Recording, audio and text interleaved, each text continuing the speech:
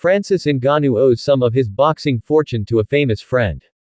The former UFC heavyweight champion made the bold decision to fight out his contract with Dana White's company, rather than sign a bumper new deal in 2022.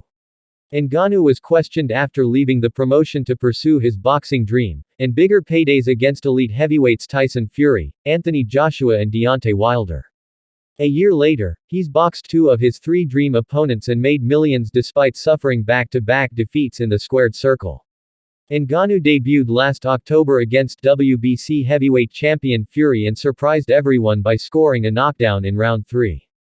However, he ultimately fell to a controversial split decision defeat before booking another big boxing bout against former 2-time world champion, Joshua.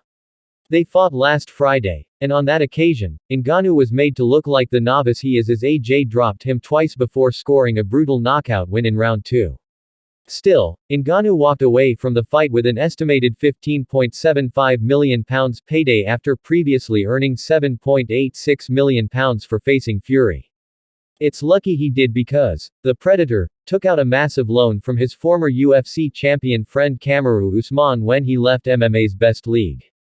He knew about stuff I turned down from the UFC during negotiation, Ngannou said on the Pound for Pound podcast. Even my last fight in the UFC, I took $600,000 in my last fight in the UFC as opposed to $5 million that they were offering for the same fight. I was like, bro. And I was broke at the time. I owe Usman, I owe him $200,000. If he hasn't already, Ngannou can now pay back, the Nigerian nightmare, with interest after becoming an incredibly rich man thanks to his bold gamble.